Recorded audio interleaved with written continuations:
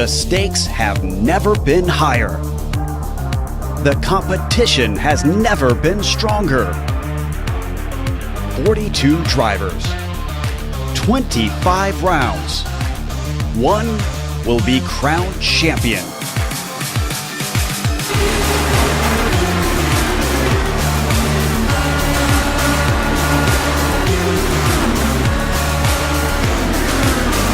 Competition, commitment, excitement. This is Lionheart. Tune in Wednesday nights on the iRacing Esports Network to watch the cars and stars of Lionheart, the Lionheart IndyCar Series presented by First Medical Equipment.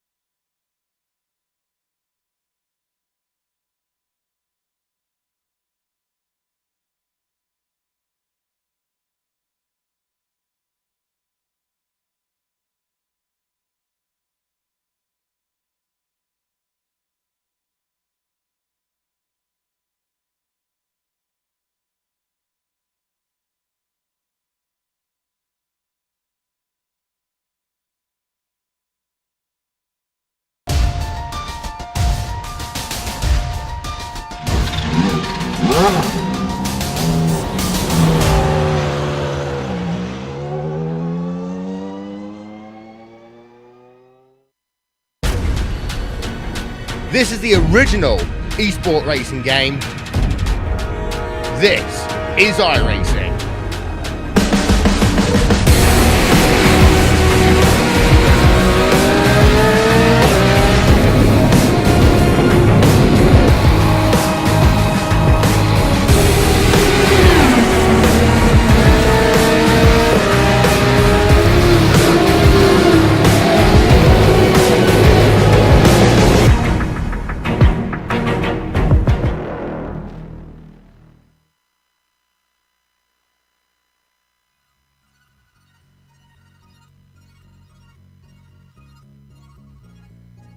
NASCAR describes Bristol as flying a fighter jet in a gymnasium. F1 describes Monaco as piloting a helicopter in your living room. For the Grand Prix legends, tossing these cars on Tsukuba is possibly this series' equivalent to that madness. A wonderful mismatch of horsepower and racing style, this Japanese track tends to host motorcycles and tuner cars in the real world. Will it be a heap of fun or a pile of frustration? We'll find out soon as we get ready to watch round 2 of the Lotus 49 Grand Prix Legend Series, and you'll see it all live here on the Global SimRacing channel and the iRacing Esports Network. Hi, I'm Joe Peak, and with me in the booth is Johan Vanabel. Behind the scenes is our director, Sean Crackers Ambrose, and he's using cameras provided by Dougie Beard. Johan, I'm rather excited to see what this combination produces today. Absolutely, Joe. Tsukuba is one of the newest tracks on iRacing, and with that, an unknown variable for basically all drivers today. Now, the track is located 40 kilometers from Tokyo and was completed all the way back in 1970.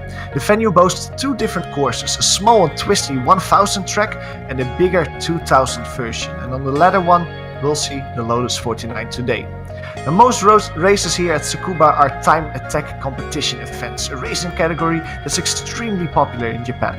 And while these tuner cars feel like a fish in the water at Tsukuba, like you mentioned, Joe, I doubt that the Lotus will, because with a longest straight of less than 500 meters, these cars barely get any leg room to put the throttle down. At the same time, 4 hairpins are waiting to catch a driver out and punish any mistake they make. The race today will really allow drivers to show their skill, as being smooth, being consistent and being good in traffic will pay dividends. At the same time, qualifying will be essential here at Tsukuba, and to see how a good quali lap looks like, let's hop on board the GSRC Lotus 49 as we take you for a lap around the track.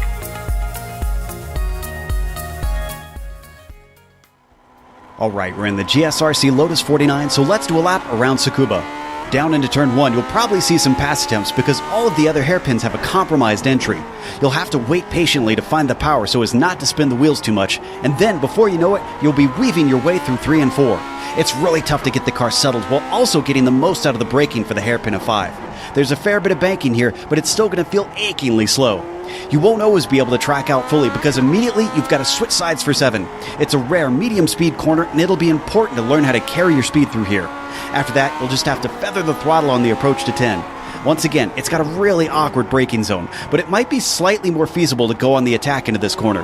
However, this will be an important one to avoid getting a bad exit. The run from here to 12 is the longest straight of the track.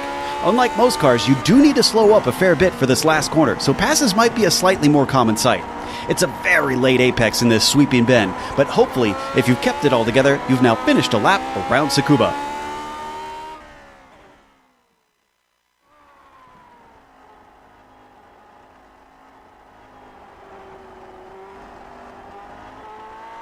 Sub 1 minute lap times that drivers are going to be doing around here. They absolutely whip around this course. Now, let's take a look at the championship since we've got one round under our belts. And since Mick Claridge won last week, of course, he is at the top of the points. Rob Olenek got himself a second place with Roman Pawlowski rounding out the podium. Take a look at that. Marco Kika in the top 5 in the points, and Bruce Nelson with a good run as well. So it should be an interesting season. Duden Jan, I believe, is he actually here today? Looks like he is not, so Mick Claridge could have another run of it. We'll find out. In the meantime, let's take a look at the F2 Driver Championships, the amateur level. Yeah, and that one was also very exciting last time around in Watkins Glen. No Rossi this season, however. The leader in that championship is Hideki Kofisto. He won that race. He's leading the F2 championship with 22 points behind him. Michael Wren had a good debut race, 4 points behind him. Two Americans, Marcellus Browning and Don Good, famous names from the GSRC Lotus 49 championship. They are fighting for the final podium position. Manach Stefan is also in the top 5 in the Formula 2 championship. We also keep track of a Constructors' Championship for this series. So taking a look at that is actually called a Nations Cup because back in the 60s, they did Constructors by country instead of by just their teams. The UK obviously leading. The U.S. seems to have spread their flag over to Germany in an odd twist. Pawlowski down there contributing points in third place. Finland for Kika. I keep talking about them needing to make a bigger presence, and I think they've been doing fairly well lately. They're starting off the top 4 here. Italy joining them down in 5th. Let's take a look at the race details. Johan, I imagine there's going to be a lot of laps around here today. Absolutely. Quickly, this is round 2 of the Lotus 49 Championship. 2 drop weeks this season means the 2 worst results of all the drivers will be removed. A lot of laps, absolutely. 38 laps here at Tsukuba with open setups and points that pay out to 25th position. And if you enjoy watching the Lotus 49 Grand Prix Legends Series, you can, as always, catch it here on the iRacing Esports Network. The best way to do that is to make sure and subscribe to IESN. All you got to do is click the big red button that says subscribe, and then you'll catch not only the Lotus 49 Grand Prix Legends, but the Camel GT Series if you enjoy this retro racing, and all the official World Championships of iRacing here on IESN. Qualifying taking place, but most drivers have already got their 2 laps in. I see Gary Teal just getting ready to finish his second lap. He sits down in 9th. That's a little low for him. His second lap is faster, a 52.8, and that bumps him all the way up to 4th. That's a little bit more representative for Gary. Yeah, he recovers completely with that.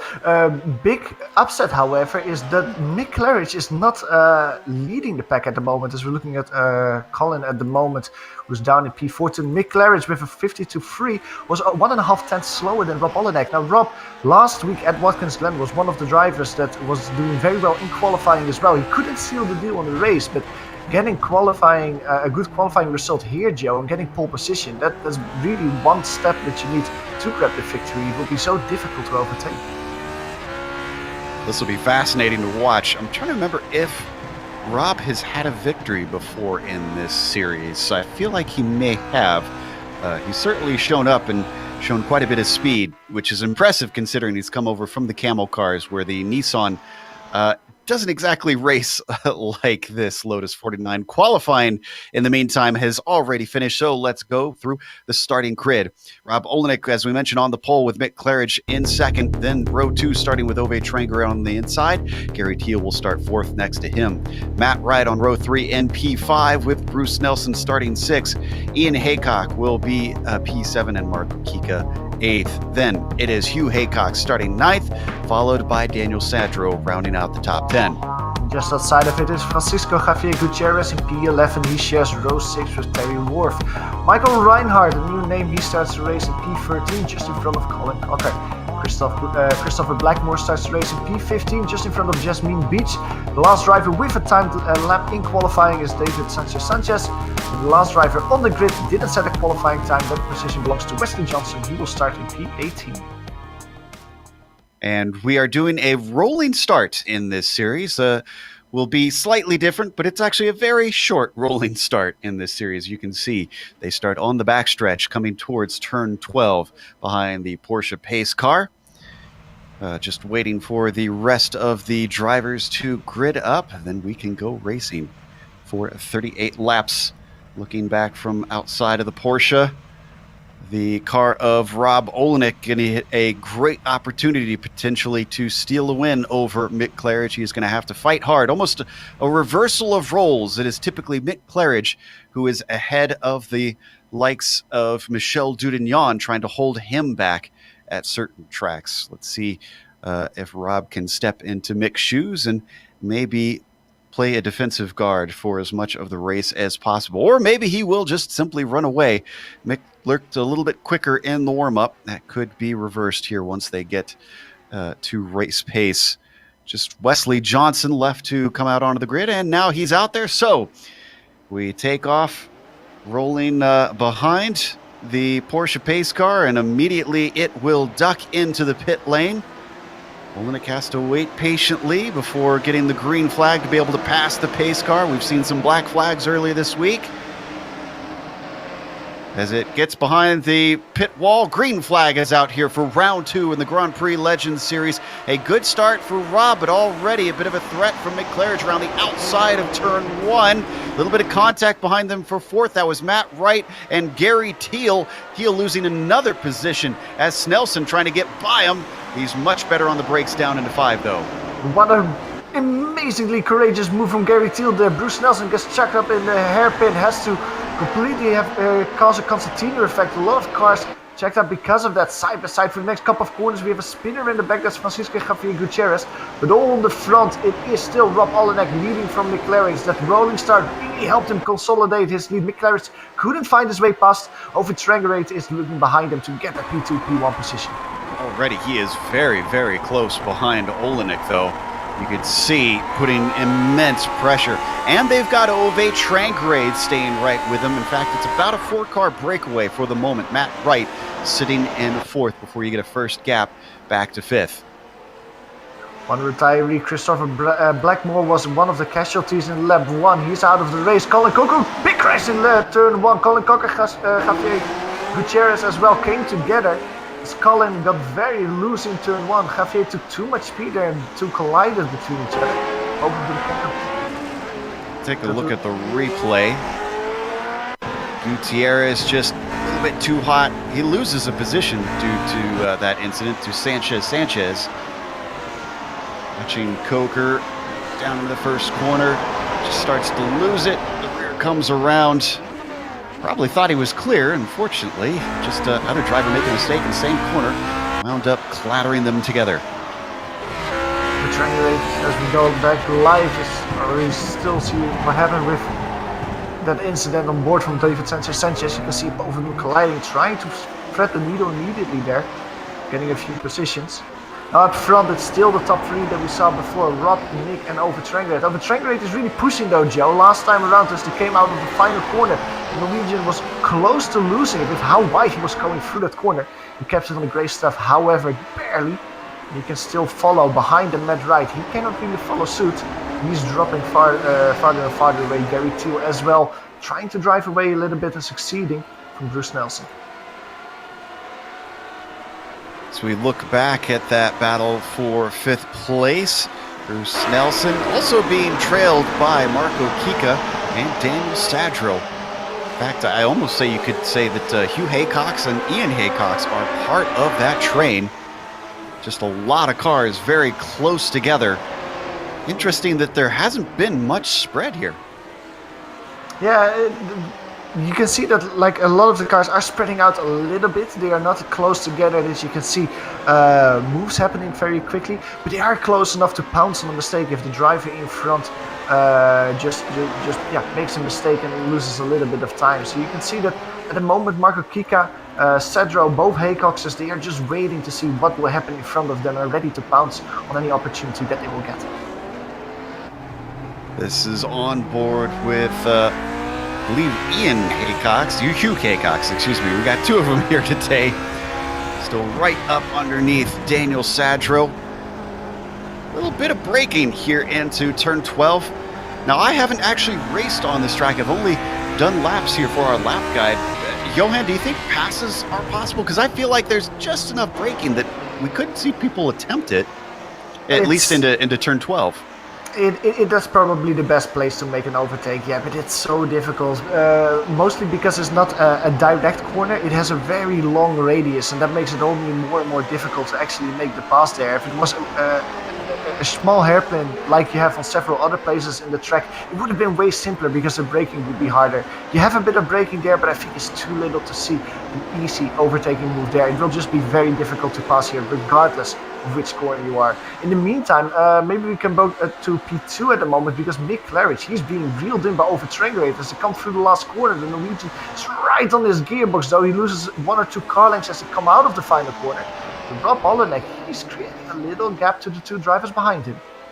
Yeah, it's actually fascinating that Mick seems to have dropped off a bit, as he is a whole 8/10 behind Rob Olenek.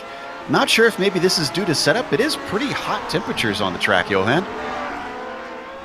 Yeah, it's 39 degrees Celsius. You can see on screen 102 degrees Fahrenheit. That, of course, will mean that the tires will provide a little bit less grip. They will slide a bit more than the drivers might have anticipated in practice. It could be the weather, Joe, but one other thing to keep in mind is Mick Claridge last week, he told us this season he didn't have that much time to practice as he normally would have. And you could see that in qualifying as well. While most drivers did their 2 laps and then went into the pits and maybe drink a little bit before the race started, Mick Claridge was one of the only drivers that just kept lapping and lapping his car, trying to get a feel of the track. And it seems like maybe he just needs to get a little moment before he can click in that rhythm and do the laps that he's capable of doing. At the moment, though, Rob Olenek is driving slightly away from them, and over-triangulate is trying to push more and more. I wouldn't be surprised if we saw Ove make an aggressive pass if it gets later in the race, and he's... Big crash between Marco Kika and Bruce Nelson. Bruce Nelson messed up one of the hairpins, got completely wide. Marco Kika tried to profit from that, but both their tires locked up in an exit of the hairpin.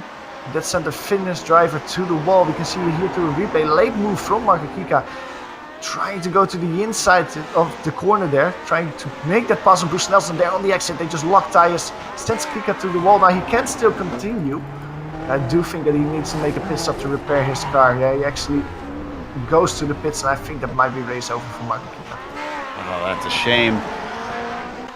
He tried to track out when there was just no more room. Now, and we missed the pass. Ove's passed Mick. Where did this happen? Looks like an error from Mick in the final corner. Mick Claridge is extremely lucky there to not plant his car into the barriers there, because with the amount of speed that you approach that corner, you can just see him there losing control, under braking. I think he didn't touch the grass or something, it seemed like, just maybe too much speed, stepping on the brakes, and the car just snapped away from him there. It was a nice save for sure. It was costly though, because he's already 1.8 seconds behind Ove. I'm pretty certain at this point that Mick was the bottleneck, because look at how close Ove has now gotten to Rob Olenek. I'm starting to feel that this number 5 car is the fastest one out on track. It might well be it, yeah. Let's look at the lap times for the next few laps and see if the Norwegian is actually capable to close down the gap to Rob Olenek. Now, I don't want to jinx any driver here today, Joe, but if Rob Olenek wins this race, and if it finishes as it stands at the moment, I think that Rob Olenek will actually be leading as we leave Japan after this race. Now, it has been a while that we saw another driver leading the Lotus 49 Championship apart from Dudillon and Mick Claridge, so this will be the first in several months that Rob Olenek will be leading the championship. He will be determined to stay in the P1 position, keep over-triangulate behind him. As they are driving, however, they're coming across a little bit of lap traffic. That's the pink car, the purple car of Jasmine Beach just in front of them, where the poor lap 1 is trying to recover from that, driving around to P15. Pulls off to the right, and Jasmine lets the 2 of them through. And interesting that you bring up... Oh, Jasmine actually just gets into Mick! Lost control of the car and spun into Mick. No way for him to avoid it.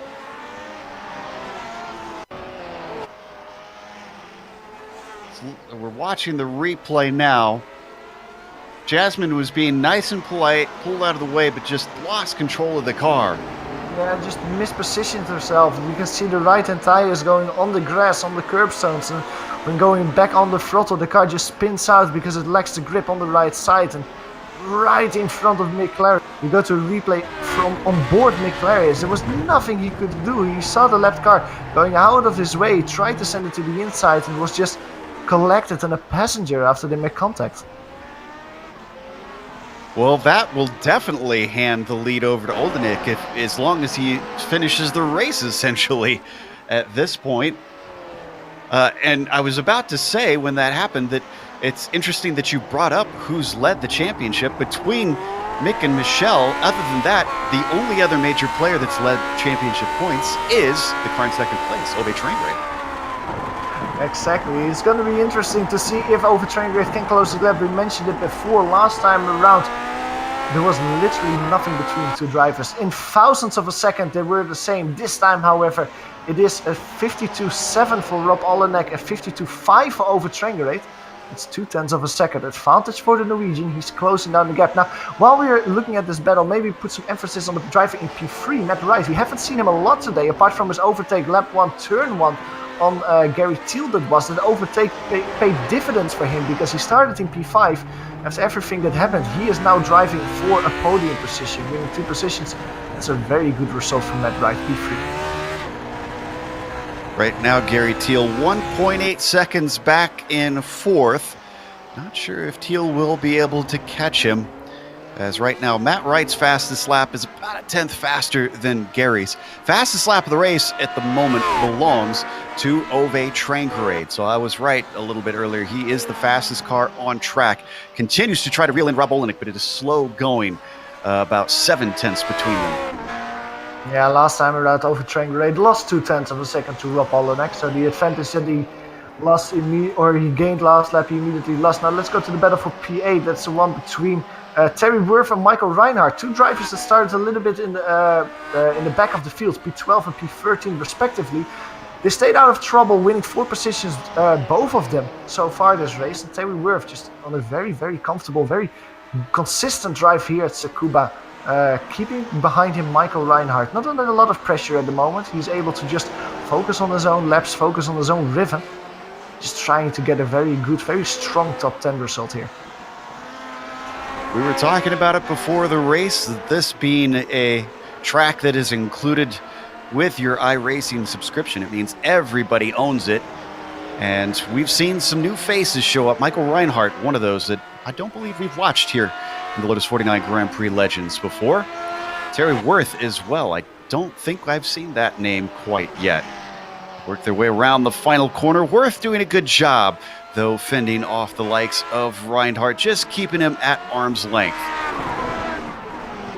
Another battle that might be fun to take a quick eye on is the one for P5. That battle is a little bit stretched out. It's between Daniel Cedro, Hugh Haycox in P6.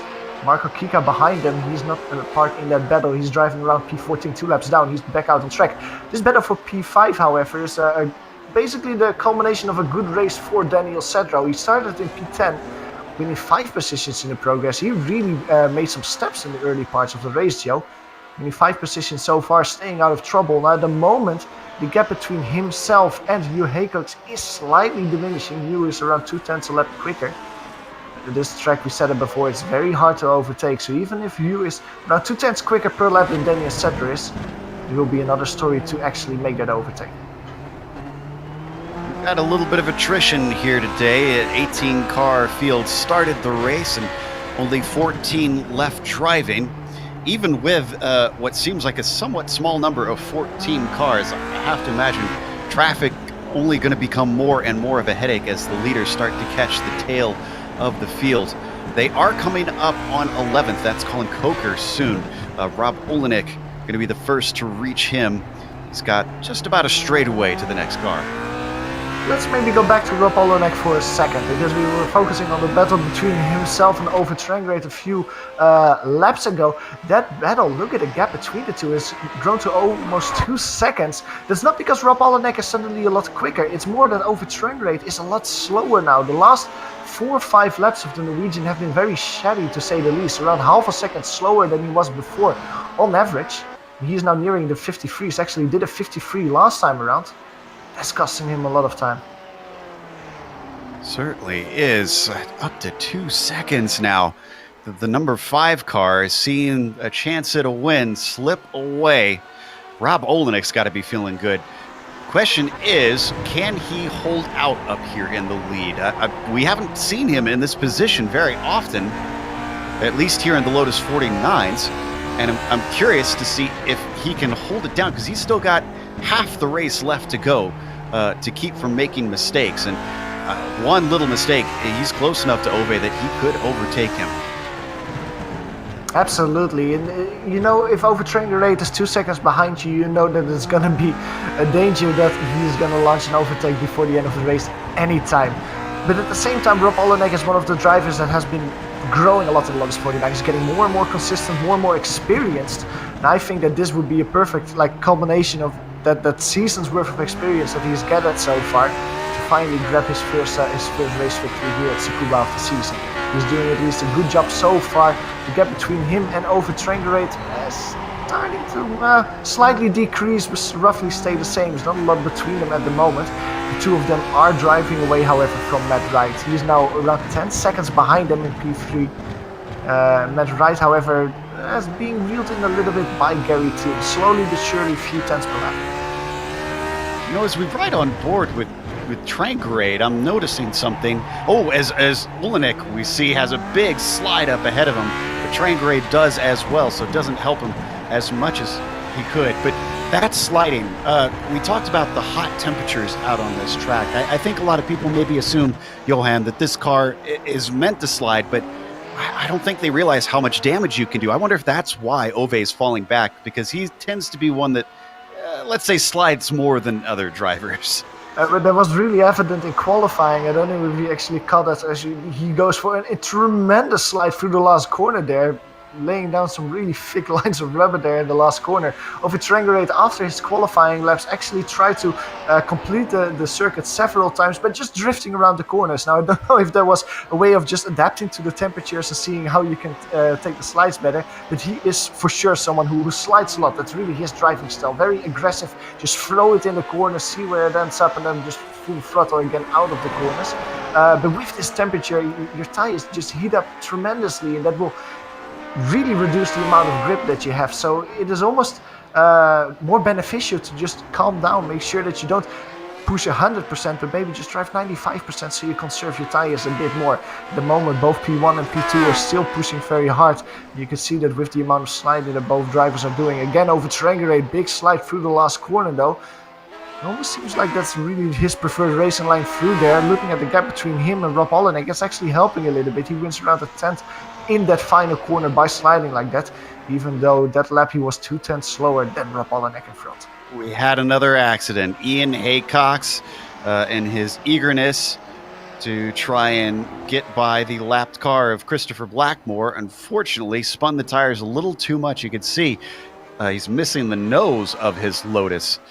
Basically, car just speared into, I don't know if these are hay bales or they styrofoam. I guess they're styrofoam. It is a very weird incident what exactly happened between him and Blackmore. They were coming around the second hairpin. It almost looked like Christopher Blackmore in front just slowed down a little. Christopher Blackmore had a lot of damage. He was crabbing. He immediately parked his car and tried to go back to the pits as well. Now that lack of speed caught Ian Haycox out, and he had to step on the brakes, then lost controls and slung himself into the barriers. He is also sitting in the pits, so it seems like both day over for both Blackmore as for Ian Haycox. That means that several drivers are winning positions, like his namesake Hugh Haycox. That's a driver that we haven't mentioned a lot this race as well. He's up to P6 now, with 3 positions in progress as we speak. He's getting by Colin Coker, the lap driver who's driving around a P11, but Hugh Haycox, he is driving around a P6 now. 2 seconds behind Daniel Cedro, trying to close down the gap to the driver in front of him. He is well in front of Terry Worth behind him in P7. Worth, though, another climber this race. He started in 12th. I feel like most of these big position gains that we're seeing, though, are mostly due to just others' mistakes, which seem frequent, and it seems kind of silly, but for our viewers who haven't driven this car, Johan, I mean, describe the torque that this thing has and the difficulty in these short courses. It's it's almost indescribable. It is really a car that you have to experience. Every time you just step on the throttle of this car, it wants to break away. It gives you a sliver of grip, and that's all that you have to hang on to. It is really difficult to control this car, to keep it in a straight line, and then also, if you want to race with it, have to be quick, have to be smooth, have to be consistent. That combination just makes it a very tricky car to drive, but at the same time, oh so rewarding if you get it right. And that's why I think that you have a lot of regulars that just come back season after season in the Lotus 49, because yes, it is difficult, yes, it's just a hard car to drive, but when you do it right, when you get that combination of factors clicked in your muscle memory, and it works, and you can race with that, it's just such a joy to drive. At the moment though, we see one of the drivers you were mentioning, that a lot of drivers are gaining positions by just being consistent. Maybe we can put the camera for a moment on Marco Kika, who maybe deserves the Dory Award. He was, of course, involved in an accident at the beginning of the race. Now, he is one of the drivers that went into the pits, got some repairs, and then came out. He's 2 laps down, but since he came out, I think he already won 3 or 4 positions just by staying out there and not making any more mistakes, just slowly overtaking the people who did. He's up now to P12 overall, and I think that he has the speed to actually close David Sanchez down in front of him before the race is over. He's about a second faster than Sanchez. And they've got 14 laps left. It might be a bit of a stretch for him to catch David, but depends on if David himself has to let lapping cars by, and if Marco can continue to pick up the pace now that he's returned.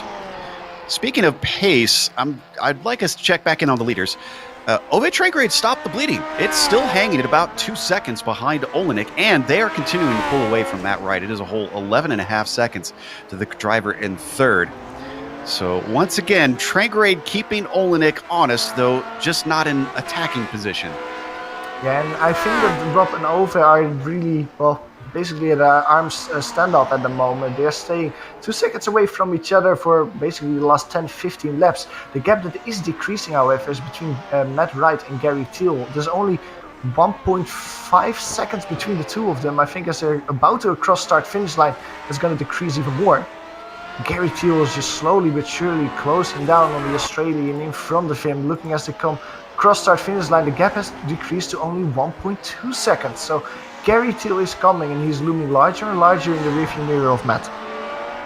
And Gary Thiel is definitely a veteran of this series. I'm really glad that he's come back to race once again. Matt Wright, I think at this point you could probably call Matt a veteran. Just not as many years in this car as Gary.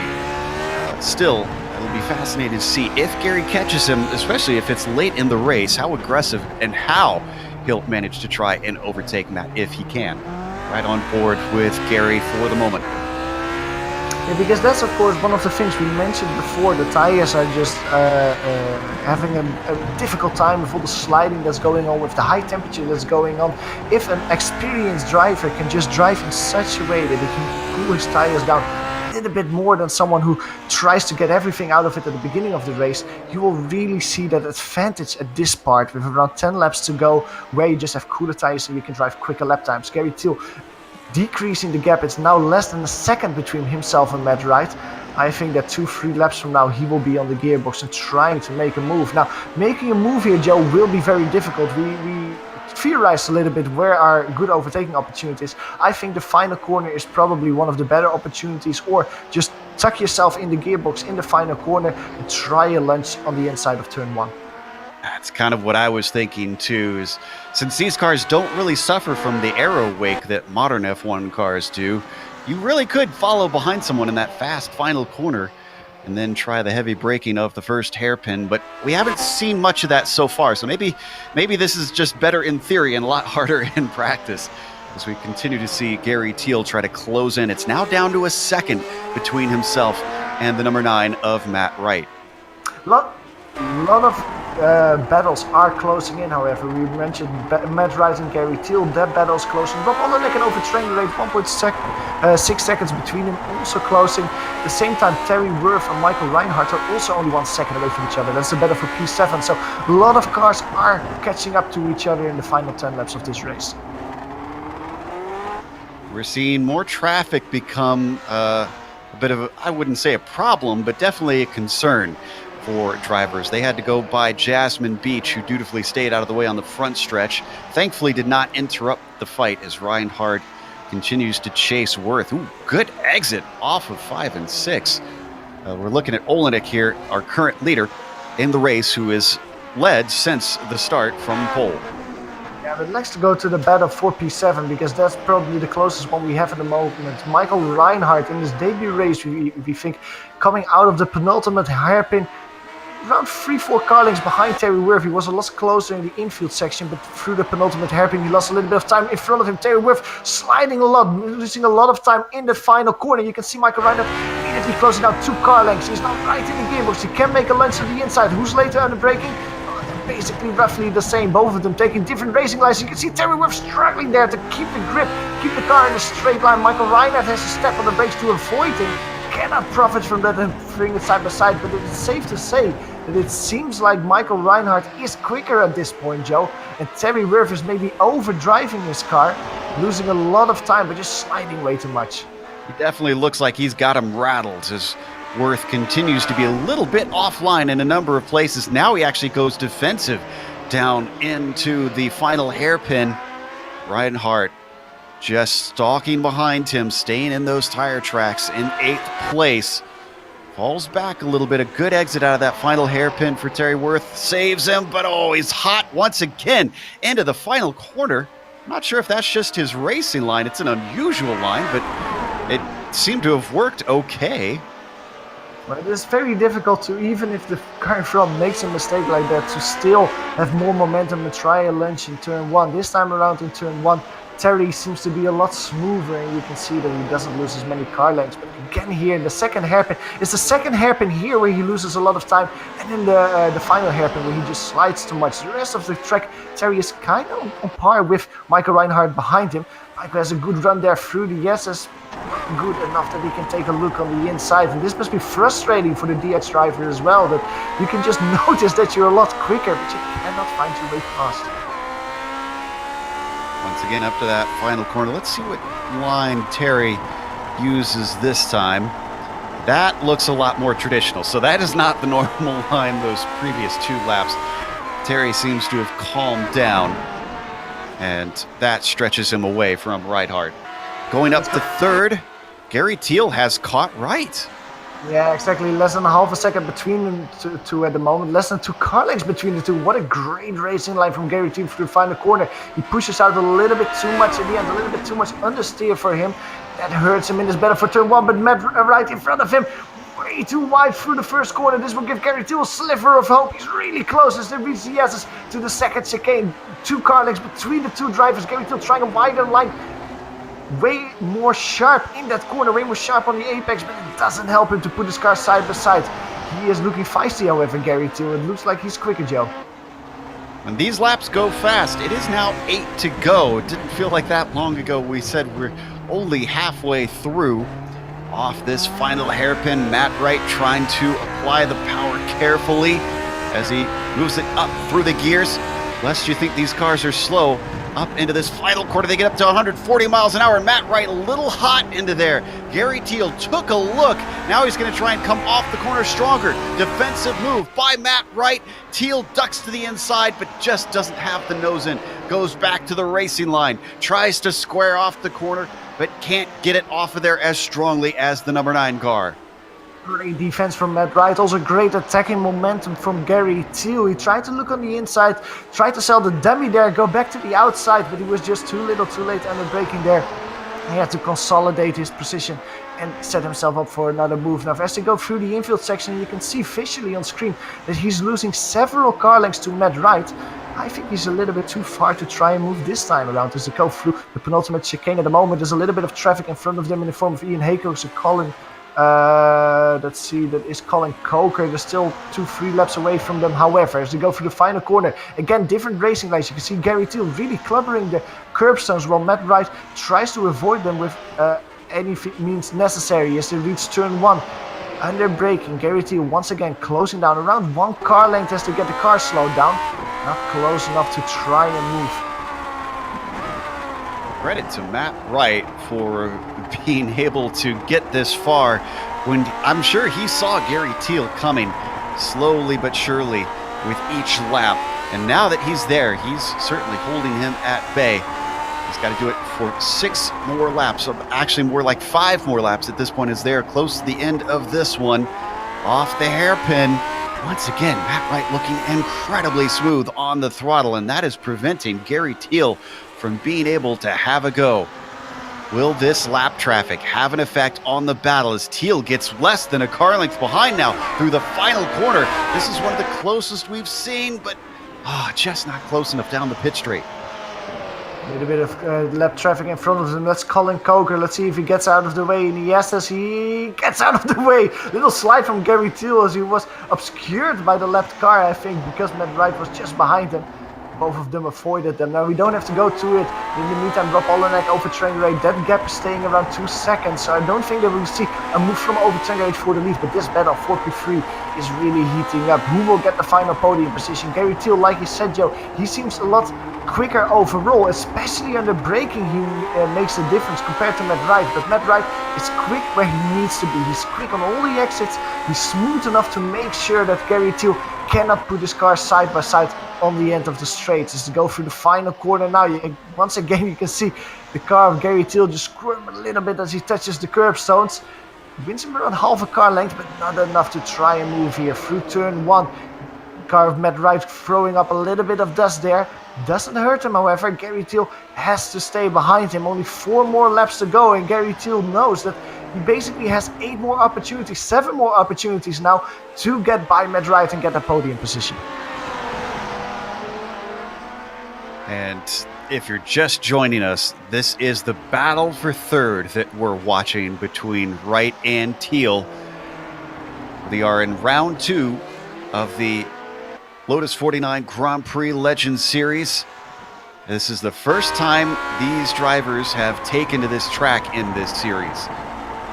This season elects to take to Tsukuba, and it has put on a fascinating race, an unusual race for this series. They don't often come to circuits this tiny, with this few opportunities to pass. They're not afraid to attempt unusual combinations with this car, with it being a bit of a tighter-knit community, willing to try unique things. Be curious to see if they come back next season. 3 laps to go now, and Gary Teal continuing to try and do all he can to overtake the likes of Matt Wright. It almost seems visually like the gap between the two is growing at the moment. They're going through the penultimate chicane, going onto the back straight. This is of course the longest straight of the track, a little bit less than 500 meters, so a lot of leg room. The cars reach around 240 kilometers an hour as they reach the braking zone here. Matt Wright, every time, Joe, once they reach this corner, he just swings it wide, and that loses him a little bit of time. It is just enough to stay in front. Even racing lines here as well, as Matt Wright goes a little bit defensive every time, very close on the apex of the corner as Gary Teal breaks right up the gearbox of the car in front. 2 of them avoid each other though, with 2 more laps to go. It is difficult to say that Matt Wright will lose it. He just looks so strong defensively. He's not putting a foot or a wheel wrong. At this point, I'm willing to say never, because Gary Teal's getting so close. I suspect he's going to take one last dive and try to make something happen. Now, Gary's going to try his best not to run into Matt Wright, but that's what it's essentially going to take, it looks like, is a bit of the chrome horn to move him out of the way, or just be phenomenal on the brakes. White flag is out. These drivers have fallen a long ways behind our leaders, so they're already well through the lap. Rob Olenek coming up to the final hairpin, still at about 1.5 seconds over Ove Trangerade. The Norwegian has run him down by a few tenths, but I think at this point it is more Olenek minding the gap. 1 corner to go. The number 2 car put it on pole. Rob Olenek off of the final corner is going to take the win here at Tsukuba for round 2. Little slide from Rob Olenek there as well, celebrating his victory over Trenger and getting in P2. But let's go back to the battle for P3. Gary Thiel still behind Matt Wright. They're coming up across some lap traffic in front of them. That's Ian Haycox and Jasmine Beats just in front of them. This will throw a wrench in the mix as Matt Wright has to defend. Gary Thiel tries on the inside, cannot make it, and they almost go free right over the finish line. It is Matt Wright finishing in P3. Gary Thiel has to settle for a position just outside of the podium. And only 6 cars will finish on the lead lap just because of the nature of the short lap time. Hugh Haycock's going to be the last one in 6 to finish on that lead lap. That takes us to break here on the Global Sim Racing channel. We'll come back with the official results as well as some driver interviews. On your screen, you're going to see all the upcoming races that you can find here on the GSRC.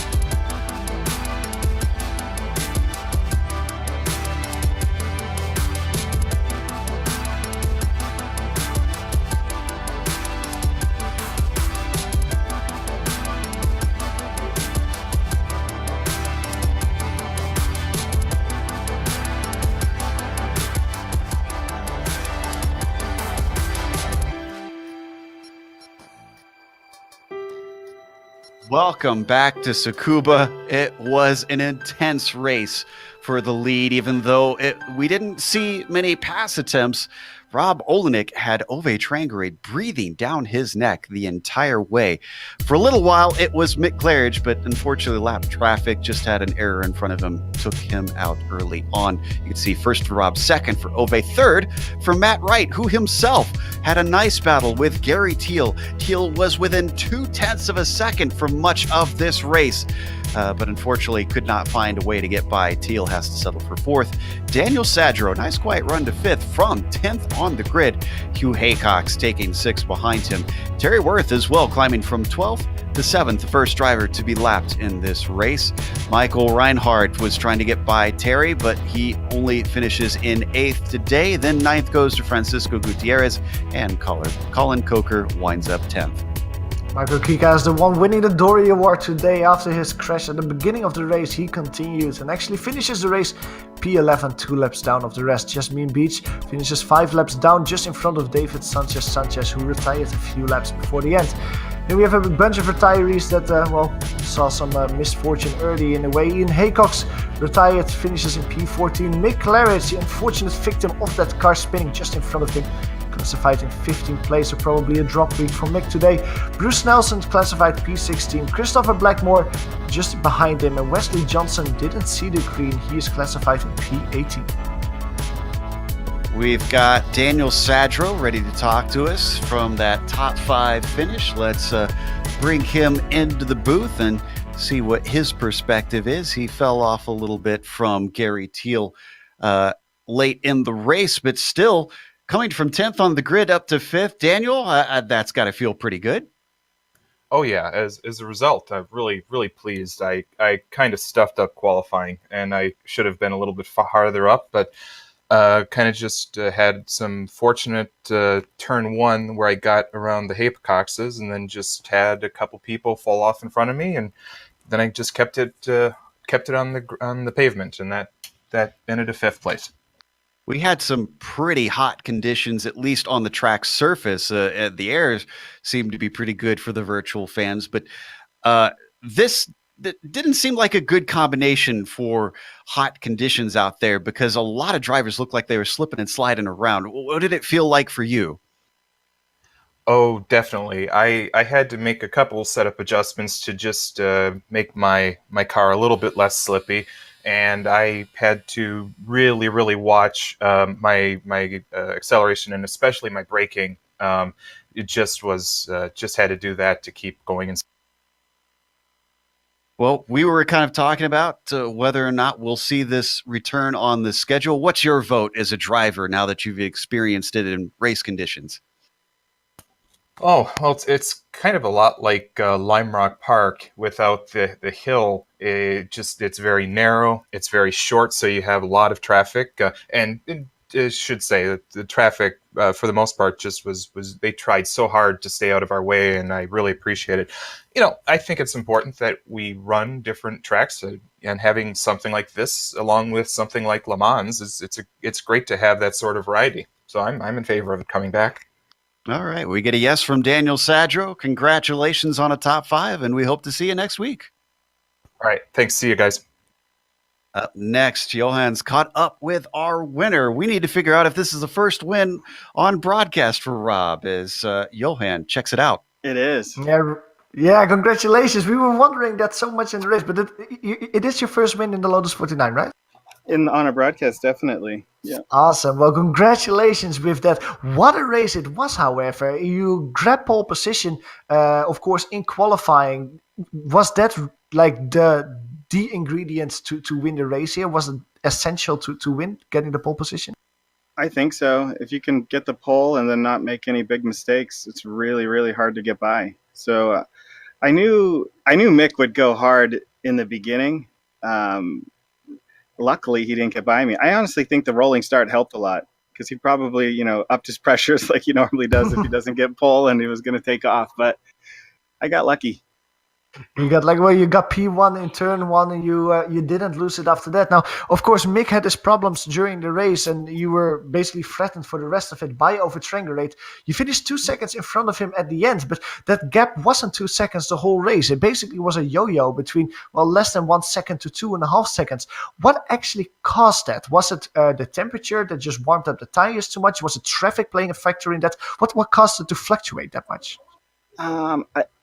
I think it's just really hard to be consistent here. So I think it was just minor mistakes by Ove and me that would make it go, up and down a little bit. And I think overall we're just the same exact pace.